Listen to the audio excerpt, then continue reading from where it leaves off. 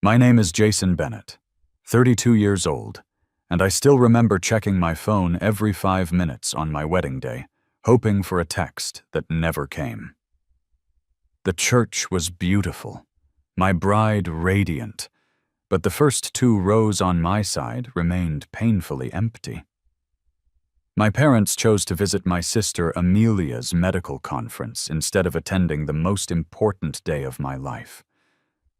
That absence left a wound deeper than I could admit, until their perfect family facade finally shattered 6 months later. Before I tell this story, where are you watching from? Hit that like and subscribe button if you've ever felt invisible in your own family.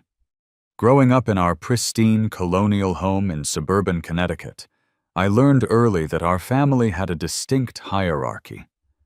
My sister Amelia wasn't just my parents' daughter. She was their masterpiece. 3 years younger than me, she managed to cast a shadow I could never escape. From the moment she brought home her first perfect spelling test in 1st grade, my parents, Robert and Margaret Bennett, knew they had produced something extraordinary. Amelia wasn't just smart, she was brilliant. By 12, she was taking high school math. By 16, she was publishing research papers with university professors. Her bedroom walls accumulated academic awards like other kids collected posters. Valedictorian, National Merit Scholar, full ride to Princeton followed by Harvard Medical School, every achievement meticulously documented in our family's endless photo albums. Then there was me, Jason Bennett, the decidedly average son. I wasn't a bad student. I consistently brought home B's with occasional A's in subjects I enjoyed. I played 2nd-string baseball, participated in drama club, and eventually graduated with a respectable GPA from Connecticut State. My achievements weren't failures, they just weren't exceptional. In the Bennett household, being ordinary was tantamount to disappointment. Jason tries hard. My mother would tell her friends with that particular smile, the one that conveyed sympathy for my mediocrity. My father would nod silently, then immediately pivot. Now, Amelia, she just submitted another research paper. The pattern was established early and reinforced consistently. Amelia's science fair victories warranted family celebrations at expensive restaurants. My solid performance in the regional baseball championship received a distracted, "Good job, son," while my father checked emails on his phone. My mother attended every single one of Amelia's academic competitions, even flying across the country when necessary, while consistently finding reasons to miss my baseball games or theater performances. The family photo wall in our living room told the story clearer than words ever could. Amelia's graduation portraits, high school and college, occupied prominent center positions. My graduation photo hung in the corner, partially obscured by a decorative sconce. Visitors to our home were invariably treated to elaborate stories of Amelia's accomplishments, while my existence merited brief mentions.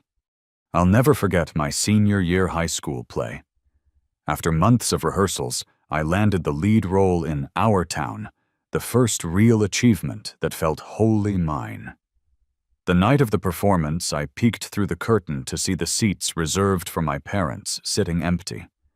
My stomach dropped, but I performed anyway, pushing through each line with growing hollowness.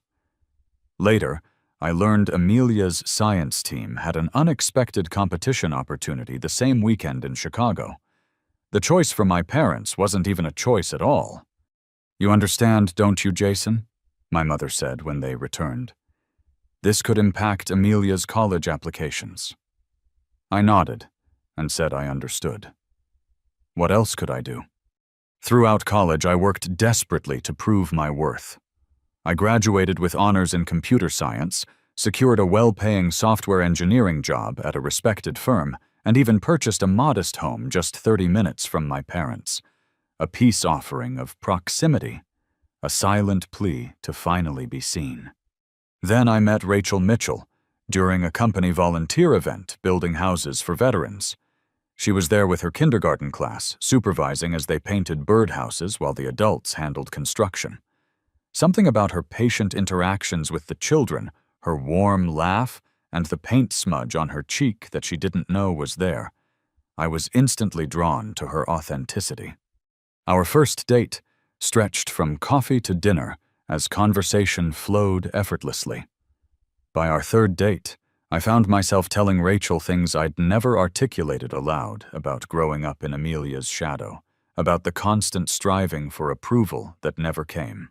Instead of the uncomfortable pity, I feared Rachel's brown eyes filled with indignation on my behalf. "Your achievements deserve celebration too, Jason," she said, squeezing my hand across the table. "You know that, right?" For the first time, I felt truly seen. Rachel built me up in ways my family never had, pointing out strengths I'd learned to dismiss. My patience solving complex coding problems. My natural ability to mediate conflicts at work. The kindness colleagues mentioned when she met them at company events. As our relationship deepened, Rachel gently encouraged me to establish healthier boundaries with my family. I resisted at first. Decades of seeking approval don't dissolve overnight. Besides, I reasoned they were still my parents. Family was family.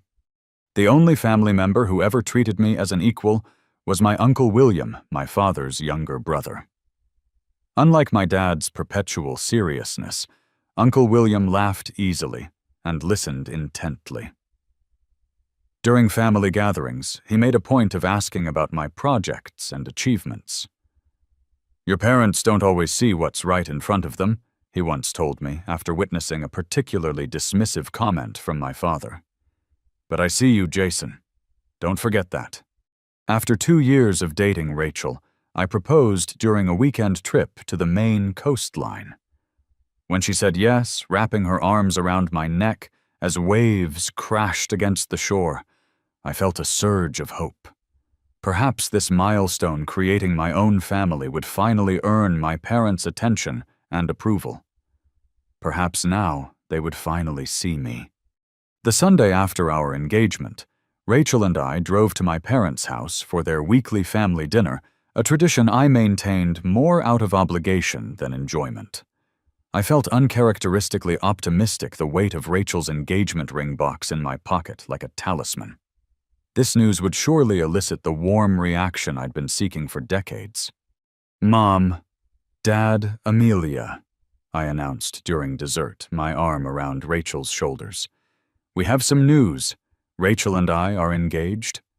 Rachel beamed, extending her hand to display the modest but elegant solitaire I'd selected. The silence that followed lasted only seconds, but felt eternal. "Well," my mother finally said, her smile not quite reaching her eyes, "that's certainly unexpected. Congratulations." My father nodded, offering a perfunctory handshake. "Good for you, son." Amelia, home for the weekend from her medical residency, offered slightly warmer congratulations before my mother pivoted the conversation. "You know, Amelia and Ethan have been discussing their future too. I wouldn't be surprised if we had another announcement soon." She winked at my sister, whose relationship with fellow Dr. Ethan Williams had been the subject of family dinner conversations for months. In the car afterward, Rachel squeezed my hand. "They'll come around," she whispered, though her eyes reflected my disappointment. "They're just surprised." The contrast between our family's reactions couldn't have been starker. When we shared our news with Rachel's parents, Daniel and Susan Mitchell, the following weekend, their genuine joy was overwhelming. Susan immediately embraced me, tears in her eyes. "We're so happy you'll be part of our family," she said. Daniel clapped me on the back, already talking about father-son fishing trips. They opened champagne called Relatives on Speakerphone and spent the evening looking through venue websites with infectious enthusiasm. As wedding planning began in earnest, the pattern continued. Rachel's parents eagerly attended every appointment from venue tours to cake tastings. My parents, meanwhile, found endless excuses. My mother missed our first venue walkthrough because of a committee meeting at her garden club. My father skipped the meeting with the caterer due to a work emergency that later, through a casual comment, I discovered had been a golf game. "Maybe we should postpone until next year," my mother suggested during one of the few planning discussions she participated in. "You've only been engaged a few months. There's no rush, is there?" When I explained we'd already secured our dream venue for the fall, she sighed. "It just seems like putting the cart before the horse. In traditional families, the older sister usually marries first." "Mom Amelia isn't even engaged yet," I pointed out. "Well, it's only a matter of time," she replied confidently. "And these things have a proper order." My father's contributions to wedding discussions centered primarily around cost, despite my assurances that Rachel and I were covering most expenses ourselves with generous help from her parents. "A smaller ceremony would be more sensible," he advised, even after I'd explained the guest list had already been finalized. "Something intimate, practical." The same man who had once commented that no expense would be spared for Amelia's eventual special day now examined our modest wedding budget with a banker's scrutiny. 3 months before our wedding, my parents hosted a family dinner that would prove pivotal. Rachel and I arrived to find the dining room decorated with flowers, champagne chilling in an ice bucket, unusual touches for a standard Sunday meal. The reason became clear when Amelia arrived with Ethan, her hand conspicuously showcasing a diamond ring that caught the light with blinding intensity. "We're engaged," she announced, though the staged setting made it obvious my parents had already been informed. What followed was a flurry of celebration unlike anything my engagement had received. My mother openly weeping with joy, my father making an uncharacteristically emotional toast, phone calls to extended family members right at the dinner table. As congratulations flowed, I felt Rachel tense beside me. I squeezed her hand under the table, a silent plea for patience. "You know," Amelia said, turning to us with what appeared to be sudden inspiration, though her tone suggested rehearsal. "Since Jason and Rachel's wedding is still a few months away, and Ethan and I are thinking of a winter ceremony we could consider a double wedding. Wouldn't that be wonderful? We could share the day." The eager nodding of my parents made it clear this wasn't Amelia's spontaneous idea. "Actually," Rachel said before I could respond, her voice calm but firm, "Jason and I have already finalized most of our plans. Our wedding is really important to us as the beginning of our life together, and we'd like to keep it as we've envisioned it. But we're so happy for you both, and look forward to helping with your wedding plans too." The temperature in the room seemed to drop several degrees. My mother's smile tightened. My father cleared his throat uncomfortably, and Amelia's expression flickered between surprise and annoyance before settling on forced understanding. "Of course," she said. "It was just a thought." The tension between our families grew as the wedding approached. During a disastrous joint family dinner, Susan Mitchell directly addressed my parents' lackluster involvement after my mother made another comment about rushing into marriage.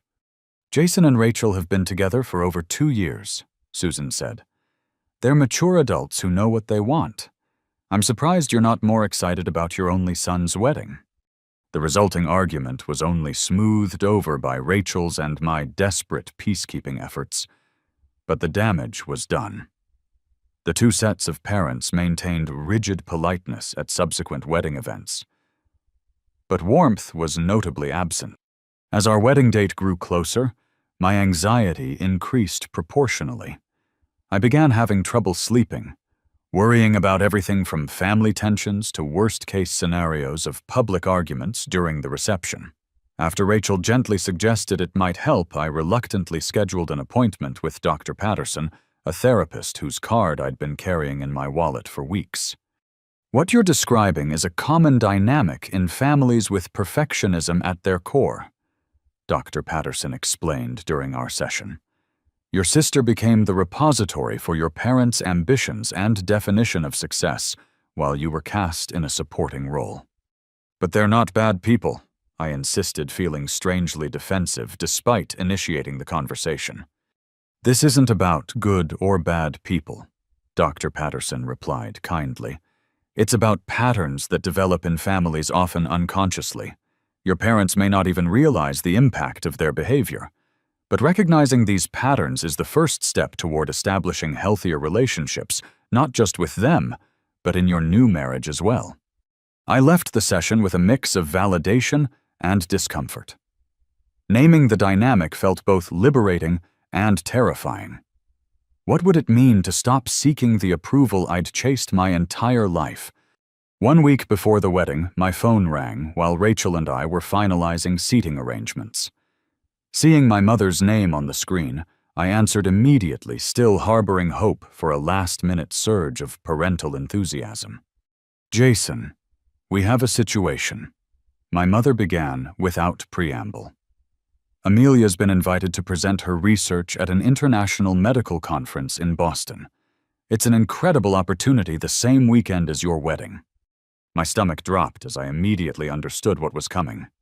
"The thing is," she continued, her voice taking on the reasonable tone she used when delivering disappointing news, "this could really advance her career. These invitation spots usually go to senior physicians, not residents. We can't let her go alone, she'll need support." I gripped the phone tighter. "Mom, it's my wedding." "I know, sweetheart, and we're so sorry about the timing. But surely you understand how important this is for Amelia's future. Your father and I need to be there for her big moment." "What about my big moment?" The words escaped before I could filter them. A pause. "Jason, you have Rachel and her family. Amelia only has us. We'll try our best to make it back for at least part of the reception if the presentation finishes early. The conference is only in Boston, after all." After disconnecting, I sat motionless at the kitchen table. Rachel found me there 10 minutes later, staring at nothing. "They're not coming," I said flatly when she asked what was wrong. As I explained the situation, Rachel's expression transformed from confusion to disbelief to outrage. "They're skipping our wedding for a conference, are you kidding me?" I shook my head, a lifetime of disappointment crystallizing into this final rejection. "It's Amelia's conference. That's all that matters." Rachel called her parents that night. Their reaction matched hers, pure indignation on my behalf. Daniel Mitchell immediately offered to stand in for father of the groom duties. Susan promised to help fill the family void with extended relatives and friends. Their protective outrage was touching, but it couldn't fill the hollow space expanding in my chest. My best friend Trevor was less diplomatic when I told him. "That's messed up, man. Seriously messed up." He immediately organized the groomsmen to arrive early on the wedding day, ensuring I'd be surrounded by support. "Family isn't always blood," he reminded me. "Remember that." The morning of my wedding dawned bright and clear, the perfect October day we'd hoped for.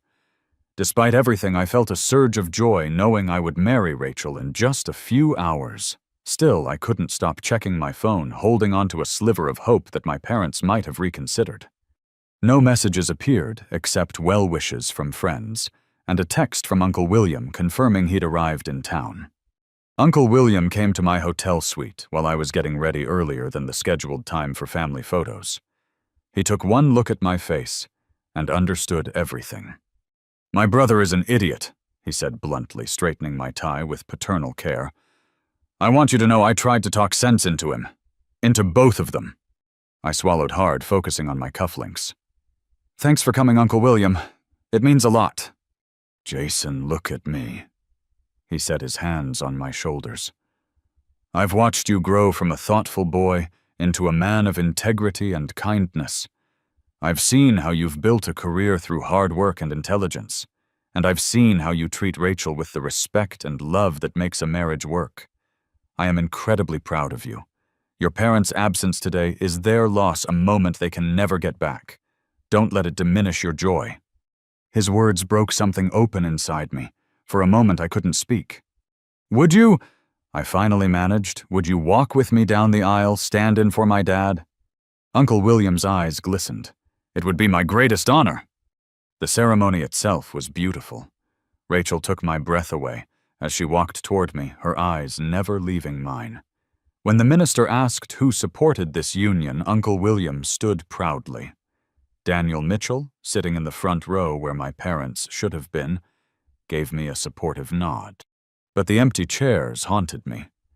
During the reception, I caught glimpses of people noticing the absence, whispering questions.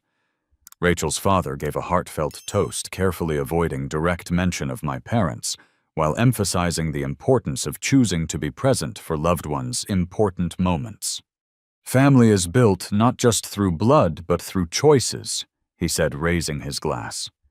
"Through showing up, through celebrating each other's joys, and supporting each other through challenges. Today we welcome Jason into our family, not just as a legal formality, but with our whole hearts." Later that evening, while Rachel danced with her cousins, I checked my phone one last time. No messages from my parents, but Amelia had posted on Instagram a smiling photo with our parents at her medical conference, captioned, "So grateful for my amazing support system, always being there for the big moments, #blessed. Future of surgery." The timestamp showed it had been taken during our ceremony. I shut off my phone for the rest of the night, determined to focus on the people who had chosen to be present. We danced, laughed, and celebrated with friends and Rachel's loving family. If anyone noticed the tight set of my jaw or my occasional distant gaze, they didn't mention it. Our honeymoon in Hawaii provided a welcome escape.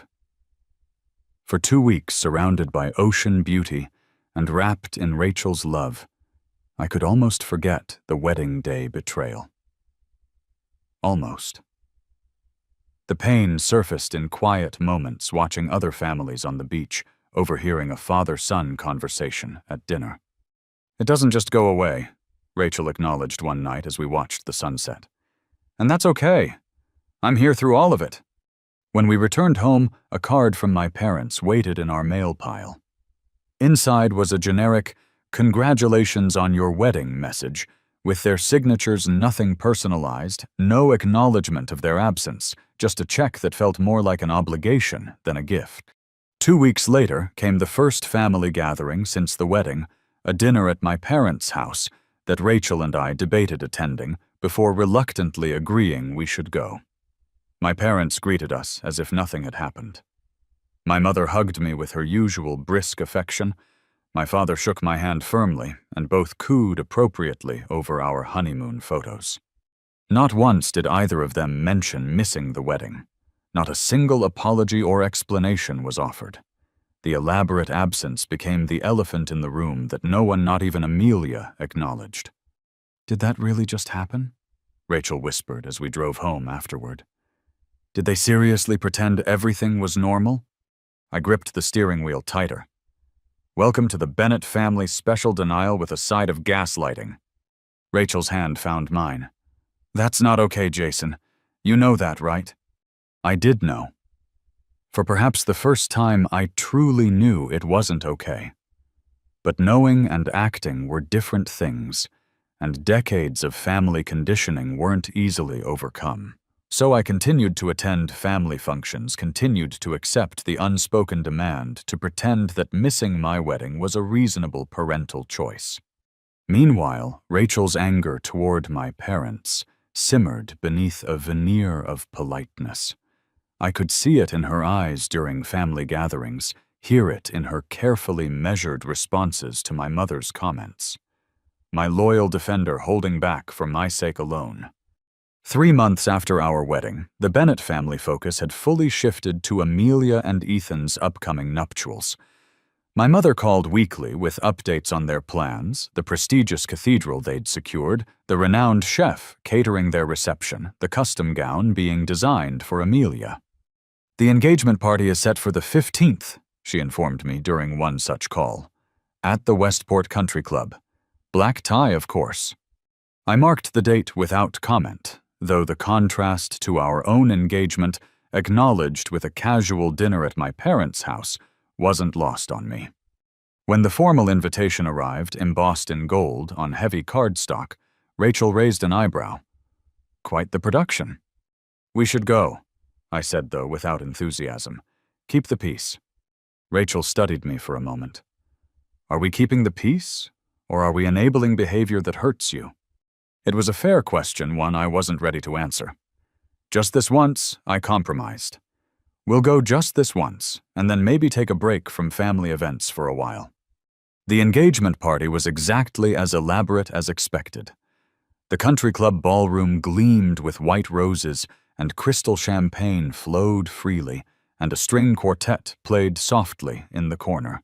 My parents worked the room like politicians, my father's hand proudly on Amelia's shoulder as he introduced her and Ethan to their social circle. "You'd think they were announcing a royal wedding," Rachel murmured as we watched from our table. Throughout the evening, I noticed several of my parents' friends approaching us with curious expressions. Mrs. Harrison, who had known our family for decades, sat down beside me during dinner. "Jason, dear, we missed you at the club's charity gala last month," she said, patting my hand. "Your mother mentioned you were traveling for work." I frowned slightly. "No, I was in town. We had a quiet weekend at home." "Oh." Her surprise seemed genuine. "Well, that's odd. When I asked about you and mentioned we hadn't seen you at your wedding, she said you'd had a very small ceremony because you were saving for a house. But didn't you buy your place last year?" Before I could respond, I overheard my mother at the next table explaining to another friend. "Of course, we were devastated to miss Jason's wedding, but these things happen. The ceremony was very small anyway, just a few friends at the courthouse, nothing like what Amelia is planning." The blatant lie knocked the wind from me. Our wedding had hosted 150 guests at one of Connecticut's most picturesque historic venues, hardly a courthouse affair.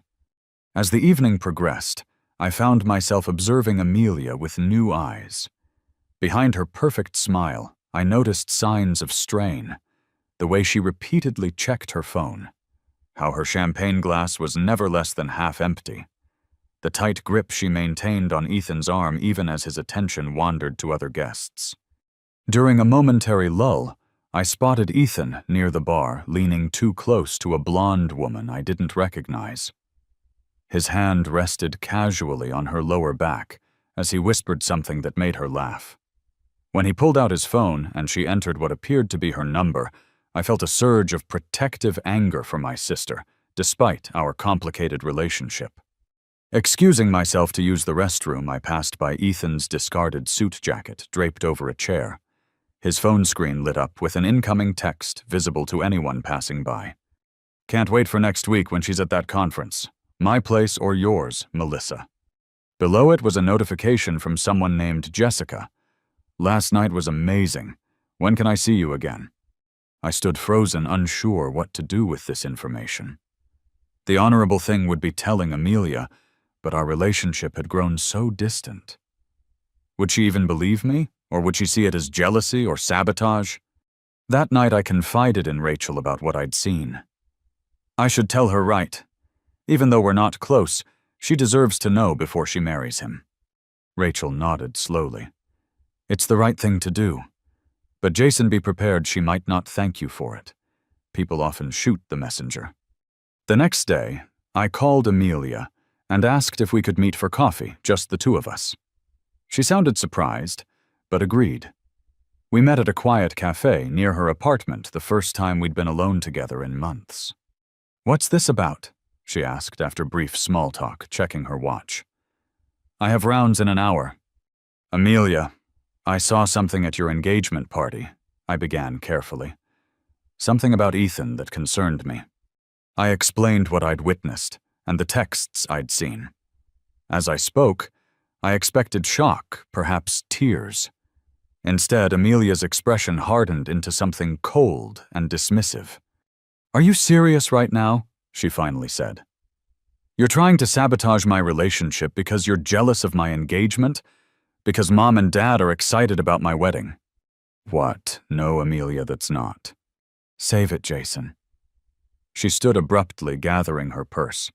"I know Ethan has female colleagues he texts about work. Unlike you, I don't jump to ridiculous conclusions because I'm insecure. Not everyone has your simple life and mediocre ambitions." She left me sitting there, stunned by the venom in her voice. It was the first time Amelia had ever directly referenced the family dynamic, the golden child versus the disappointment, and her words stung precisely because they confirmed what I'd always suspected she thought of me. In the weeks that followed, I noticed troubling patterns in Amelia's behavior during family gatherings. The increased drinking, the nervous energy, the frequent trips to the bathroom with her purse. At one Sunday dinner, I accidentally walked in on her in our parents' home office, hastily pocketing what looked like prescription bottles from our father's medicine cabinet. When our eyes met, hers were defiant. "Migraine medication," she said shortly. "I get them from stress."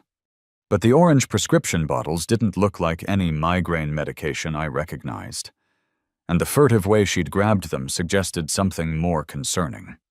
Meanwhile, my parents remained oblivious, focused entirely on creating the perfect wedding for their perfect daughter. During dinner discussions, they spoke of nothing but venue details and guest lists, while Amelia grew visibly thinner and more agitated beside them. "Has Amelia seemed off to you lately?" I asked my mother privately after one such dinner. She waved away my concern. "She's just busy with wedding planning on top of her residency. Amelia has always thrived under pressure, unlike some people who get overwhelmed by ordinary life stressors."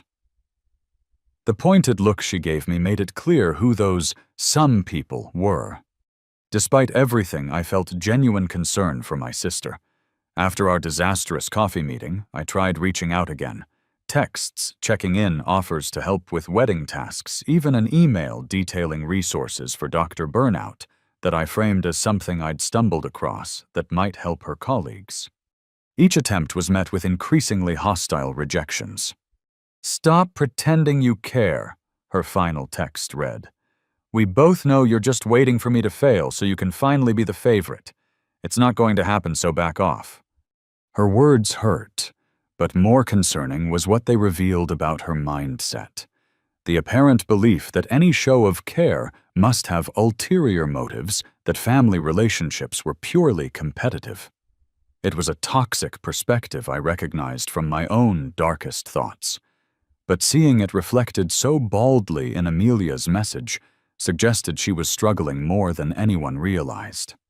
6 months after my wedding day betrayal, the Bennett family gathered for the most elaborate pre-wedding celebration yet, Amelia and Ethan's engagement gala. Unlike the earlier engagement party, this event was designed to impress the medical community elite. The Westport Country Club's grand ballroom had been transformed with ice sculptures, champagne fountains, and centerpieces that reportedly cost more than Rachel's entire wedding dress.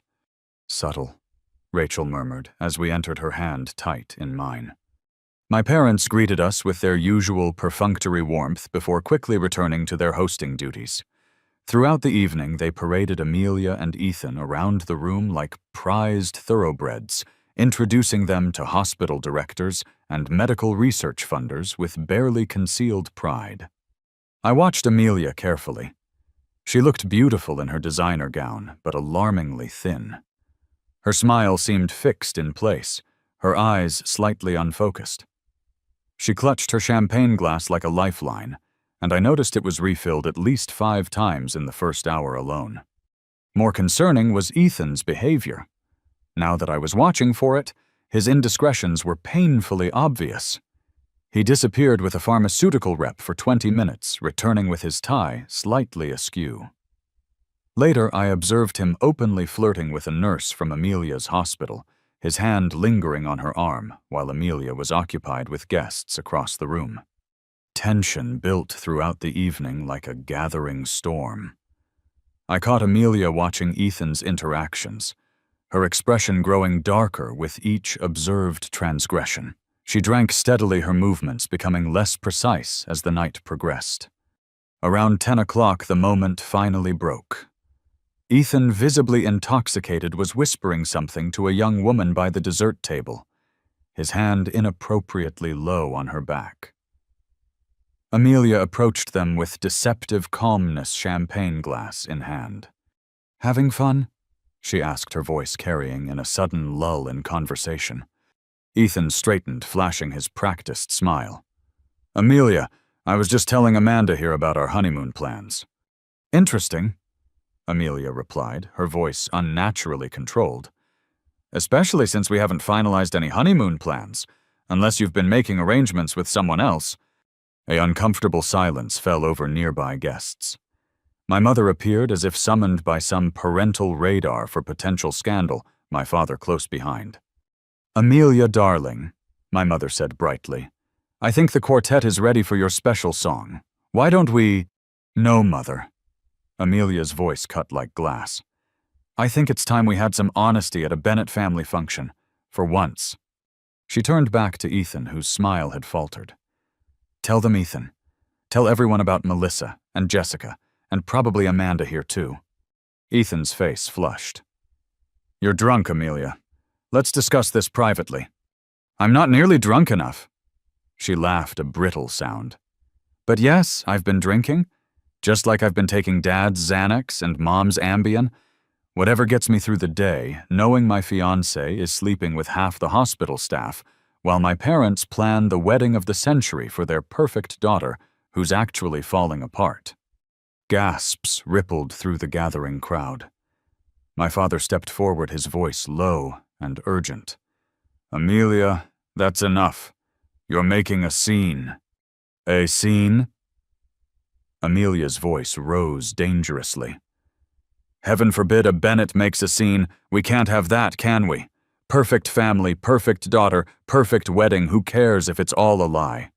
Ethan, clearly sensing disaster, attempted damage control. "She's been under a lot of pressure," he explained to the staring guests. "Residency hours are brutal, and with the wedding planning—" "Don't you dare!" Amelia hissed, turning on him. "Don't pretend you care now. I saw the texts, Ethan. All of them. The nurses, the reps, your ex, how many are there? 5, 10. Cornered Ethan's expression shifted from conciliatory to cold. "You want honesty, fine. Yes, I've been seeing other people. It's not like you're actually present in this relationship. You're either working studying or so medicated you can barely function. Your perfect doctor act is a fraud. You're a mess, Amelia." The room went deadly silent. My mother swayed slightly, my father's face drained of color, and Amelia, strong, perfect. Amelia looked suddenly small and devastated. I moved toward her instinctively, but my mother got there first, grabbing Amelia's arm. "We're taking this conversation somewhere private. Now." The Bennett damage control machine shifted into high gear.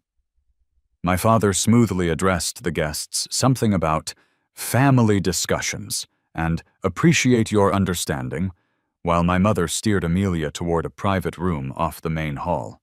I followed with Rachel close behind, unwilling to let Amelia face this alone, despite our strained relationship. In the privacy of the club's library, Amelia finally broke. Her perfect posture crumpled as she sank into a leather chair, tears streaming down her face. "He's been cheating for months," she sobbed. "I knew, and I just kept going, because stopping would mean failing, and Bennetts don't fail." My mother paced frantically. "This can be fixed.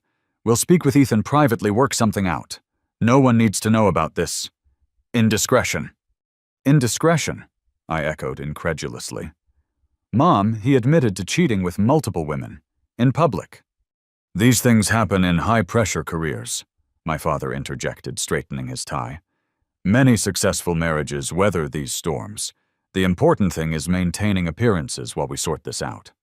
My mother nodded vigorously. "Exactly. Amelia, darling, go clean yourself up. Your father will speak with Ethan. We can salvage this." I stared at them in disbelief. "Are you serious right now? You're more concerned with appearances than the fact that your daughter just had a breakdown in front of 200 people, that she admitted to abusing prescription medications." My mother turned on me, eyes flashing. "This wouldn't have happened if you'd told us what you knew about Ethan sooner. You must have noticed something." The unfairness of the accusation hit me like a physical blow. I tried to tell Amelia what I saw. She accused me of being jealous and trying to sabotage her. "Perhaps if you'd been more supportive of your sister, instead of always competing with her," my father began. "Competing?" I laughed incredulously. "I've never been competition. I've been an afterthought my entire life. You missed my wedding for her conference, for God's sake." Rachel stepped forward, her calm voice cutting through the tension. "Mr. and Mrs. Bennett, with all due respect, your daughter needs help right now, not damage control. She just admitted to substance abuse. That should be your priority." My father's response was to turn to Ethan, who had just entered the room. "Let's discuss this situation like reasonable men," he said in his business negotiation voice. "I'm sure we can come to an arrangement that satisfies everyone." Ethan raised an eyebrow. "What kind of arrangement?" "The wedding represents significant invested capital," my father continued. "Deposits arrangements, not to mention the social implications of cancellation. Perhaps some financial consideration could smooth over this misunderstanding." I couldn't believe what I was hearing. "You're trying to bribe him to go through with the wedding after everything that just happened." For the first time in my adult life, I found myself truly furious with my parents. Not hurt, not disappointed, genuinely angry at their warped priorities and the damage they had inflicted on both their children, with their obsession with appearances. "This stops now," I said firmly. "This perfect family fantasy you've cultivated has hurt everyone in this room. Can't you see what it's done to Amelia? What it's doing to all of us?" My mother glared at me. "Don't be dramatic, Jason. This isn't about you." "It's about all of us," I insisted. "It's about the impossible standards you've set, the conditional love you've offered, present only when we perform to your expectations. It's about missing your son's wedding because your daughter's career advancement took priority. It's about caring more about what the country club crowd thinks than whether your children are actually happy." Amelia, who had been silent during this exchange, suddenly doubled over, clutching her stomach. "I don't feel right," she mumbled, her words slurring. "Everything's spinning." Her face had taken on an alarming grayish tone, her breathing shallow. Rachel immediately knelt beside her, checking her pulse. "How much have you had to drink?" she asked urgently. "And what medication did you take?" Amelia's response was barely audible. "Xanax. Before the party. Then the champagne. Maybe some of those pills in my purse. Don't remember." Rachel looked up at us, her expression grave. "She needs medical attention. Now. This could be a dangerous interaction." The next moments passed in a blur. My father called for an ambulance, while my mother hovered uselessly, repeating, "This can't be happening," like a mantra. Ethan, displaying perhaps his first moment of genuine concern, mentioned he was a doctor and began checking Amelia's vital signs. As the paramedics arrived and loaded my barely conscious sister onto a stretcher, the carefully constructed Bennett family image finally shattered completely. There was no hiding this, no spinning it into something socially acceptable. The truth was exposed for everyone to see, not just Ethan's infidelity or Amelia's substance abuse, but the toxic family dynamic that had contributed to both. Standing in the country club parking lot, watching the ambulance pull away, my mother turned to me with tears streaming down her face. "How did we get here?" she whispered, looking suddenly old and lost. For once I had no comforting response, no reassurance that everything would be okay. The facade had crumbled, and underneath was a mess that had been brewing for decades. "We need to go to the hospital," was all I said. "Our sister needs us now." The hospital waiting room became our family's reckoning ground. My parents sat stiffly in molded plastic chairs, my mother occasionally dabbing at her eyes with a monogrammed handkerchief, my father staring stonily at the wall opposite. Rachel and I occupied chairs nearby, close enough to receive updates, but maintaining a deliberate distance from the toxic parental energy. Uncle William arrived shortly after midnight, having been called by a family friend who witnessed the engagement party implosion. He approached me first, squeezing my shoulder supportively before addressing my parents. "How is she?" he asked simply. "Stable," my father replied tersely. "They pumped her stomach and are monitoring her. They're calling it an accidental overdose." "Accidental?" my mother echoed, as if testing the word's plausibility. Uncle William sat down heavily beside them. "Robert, Margaret, We need to talk about how things got to this point. My father straightened defensively. This isn't the time for blame, William. It's not about blame, Uncle William replied gently. It's about recognition. Something has been broken in this family for a long time. Tonight just brought it to the surface. My mother's composure finally cracked. We gave our children everything. The best schools, every opportunity. How dare you suggest? You gave them things, Uncle William interrupted, and expectations. But did you give them unconditional support? Acceptance, the freedom to be human and imperfect. The question hung in the air unanswerable, because its truth was self-evident. In the harsh fluorescent lighting of the hospital waiting room, the Bennett family mythology couldn't survive. A doctor appeared then, clipboard in hand. Bennett family Amelia is awake. She's asking for her brother. The surprise on my parents' faces might have been comical in another context. They clearly expected to be the first ones called. I stood squeezing Rachel's hand before following the doctor down the sterile hallway. Amelia looked small in the hospital bed, IV lines snaking from her arm, monitoring equipment beeping softly beside her. Her perfect hair was tangled, her makeup smeared. She looked more human than I had seen her in years. "Hey," I said softly, taking the chair beside her bed. "Hey." Her voice was raspy. Guess I really screwed up the perfect daughter act, huh? I think we're both officially off script now. A ghost of a smile touched her lips. You tried to warn me about Ethan. I did. I was horrible to you. I shrugged. We've both said things we regret. Amelia's eyes filled with tears. I knew, you know, about them missing your wedding from my conference. I told them not to come with me, that your wedding was more important. They insisted. She looked away. Part of me was glad they chose me. Again. How messed up is that? It's not messed up, I said quietly. It's what they trained us for, to compete for their approval. To see each other as rivals instead of allies. She nodded slowly. When did you figure it out, that their love was conditional? I think I always knew, I admitted. But I didn't want to believe it, so I kept trying to earn what should have been freely given. We talked for nearly an hour, really talked perhaps for the first time since childhood, about growing up under our parents' expectations, about the damage done by being the perfect child and the ordinary one, about the medications Amelia had been taking to cope with the pressure and the warning signs everyone had missed or ignored. When my parents were finally allowed in, Amelia surprised all of us. I want to see a therapist, she announced without preamble, and I think we should all go to family therapy. My mother blanched. Therapy, darling, that's so public.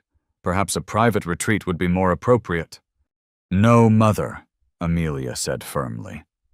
Actual therapy, with a licensed professional. The hospital psychiatrist already recommended someone who specializes in family dynamics and addiction recovery. Addiction is a strong word, my father protested. It's the accurate word, Amelia countered. I've been using prescription drugs to cope with anxiety for over a year. I need help, and our family needs help too. My parents exchanged alarmed glances, clearly calculating the social implications of mental health treatment.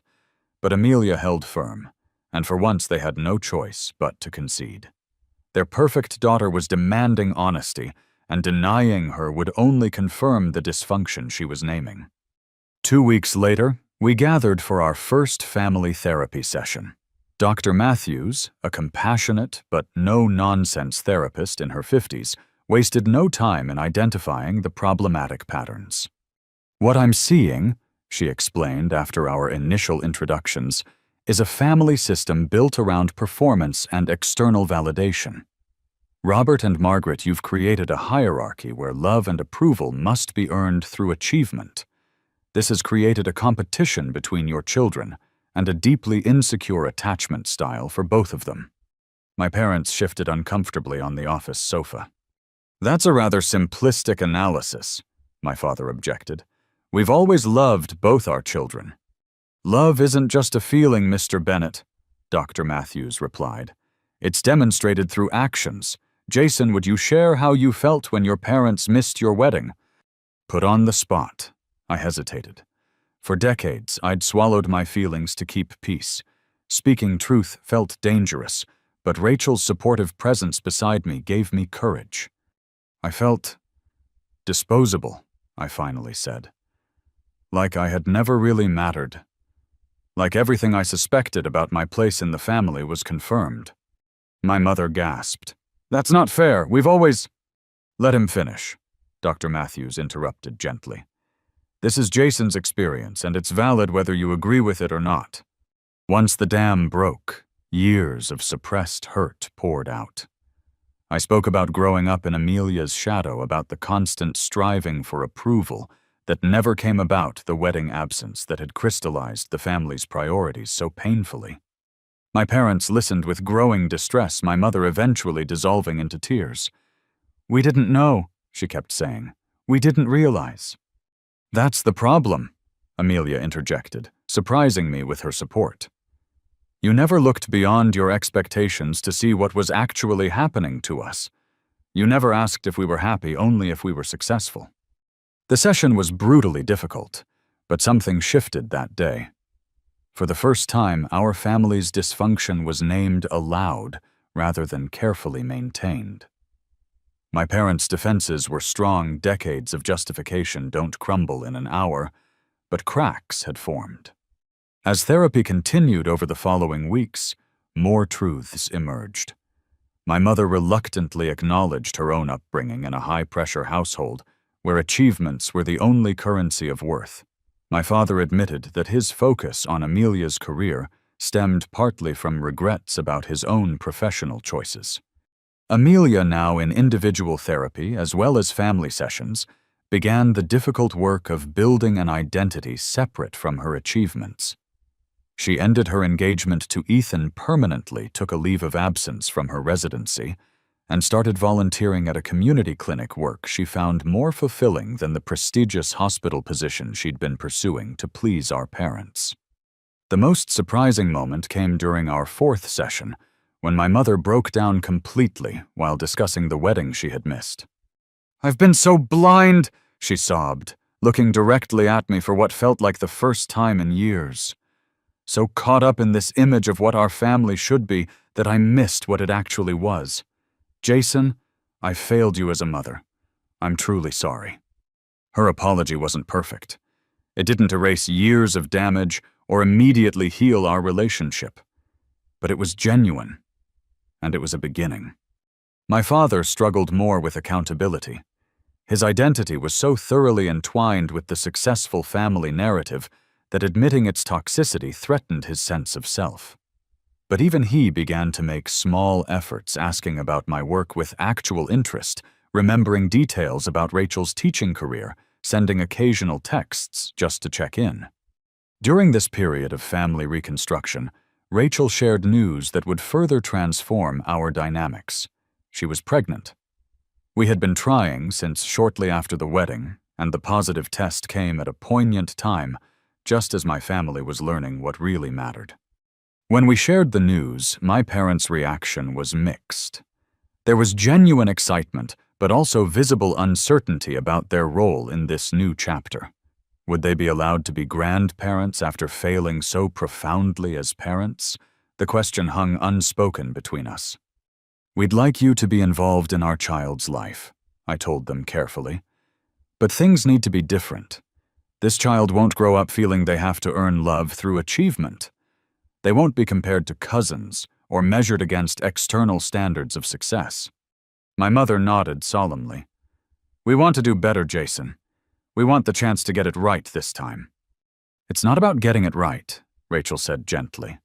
It's about being present, about loving without conditions. My father, in a rare moment of emotional honesty, wiped away a tear. We'll try, he promised. We're learning. And they were. Slowly, imperfectly, but genuinely learning. 1 year after the engagement party disaster, Rachel and I were preparing our modest suburban home for the imminent arrival of our daughter. The nursery painted a soft, seafoam green was nearly complete crib, assembled tiny clothes washed and folded, stuffed animals arranged on floating shelves. Standing in the doorway, watching Rachel arrange books on the small bookcase, her 8-month pregnant belly prominent under her t-shirt, I was struck by how much had changed in 12 months. Not just externally, but within our family's emotional landscape. The transformation hadn't been linear or easy. Family healing rarely is. There were therapy sessions where we seemed to move backward rather than forward. Sunday dinners that ended in renewed tension. Moments when old patterns reasserted themselves, and I found myself slipping into the familiar role of peacekeeper, swallowing my truth to maintain harmony. But there was progress too genuine and meaningful. Amelia had made the most dramatic changes. After completing 2 months of outpatient treatment for anxiety and prescription drug dependency, she made the bold decision not to return to her surgical residency. Instead, she accepted a position with a rural healthcare initiative providing primary care to underserved communities. For the first time, I'm doing medicine because it fulfills me, not because it fulfills some external definition of success, she told me over coffee during one of our newly established monthly sibling meetups. And the weird thing is, I think I'm actually better at it now. Our relationship had transformed from distant competitors to something approaching genuine siblings.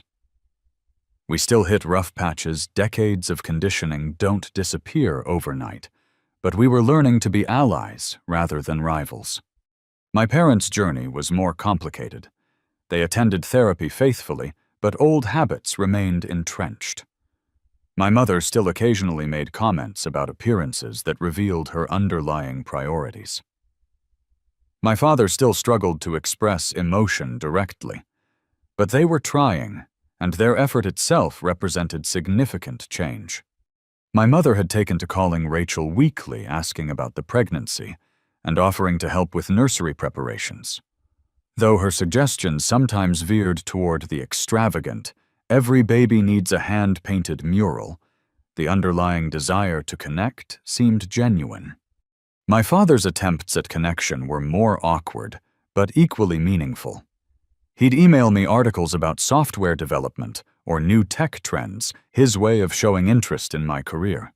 And one Saturday, he appeared at our door with tools and a determined expression. "Thought you might want help with the nursery furniture," he said gruffly.